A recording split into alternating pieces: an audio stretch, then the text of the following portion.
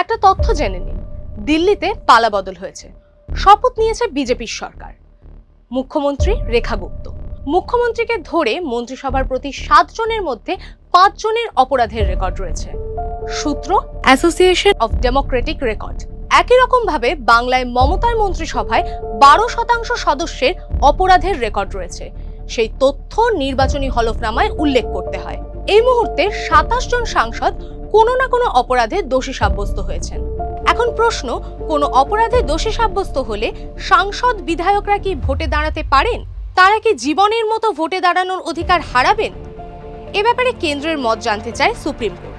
26 ফেব্রুয়ারি 2025 মোদী সরকার হলফনামা দিয়ে জানায় চিরতরে ভোটে দাঁড়ানোর অধিকার কেড়ে নেওয়ার নিষ্ঠুরতা। কোন মামলায় কেন্দ্রের এই হলফনামা? 2016 সুপ্রিম কোর্টে জনস্বার্থ মামলা করেন আইনজীবী অশ্বিনী উপাধ্যায়। দোষী সাব্যস্ত হয়েছেন এরকম রাজনীতিক যাতে কোনোদিন ভোটে দাঁড়াতে না পারেন, সেই আর্জি জানান অশ্বিনী।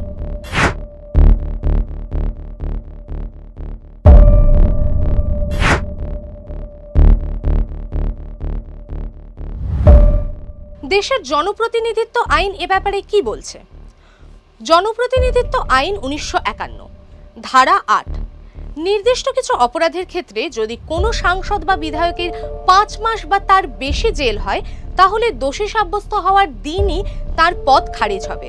জেলের মেয়াদ শেষ হওয়ার পরবর্তী 6 বছর ওই রাজনীতিক ভোটে লড়তে পারবেন না। কোনো ব্যক্তির যদি যে কোনো অপরাধে 2 বছর বা তার বেশি জেল হয়, তাহলেও এক নিয়ম।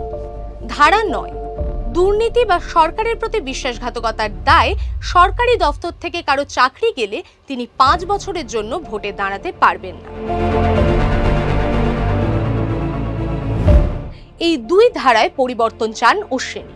অশ্বিনীর দাবি দোষী সাব্যস্ত হয়েছেন এরকম আমলাকে সারা জীবনের মতো আমলাতন্ত্র থেকে বাদ দেওয়া যায়। তাহলে রাজনীতিকদের ক্ষেত্রে অন্য আইন কেন? তাহলে কোথায় আপত্তি কেন্দ্রীয় সরকারের?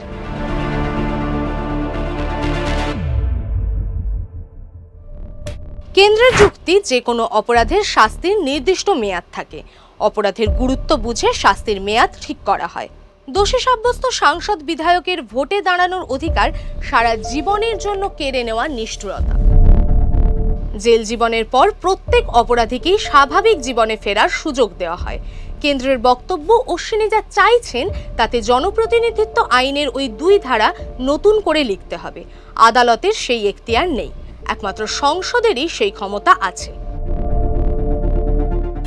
5 মার্চ মামলার পরবর্তী শুনানি।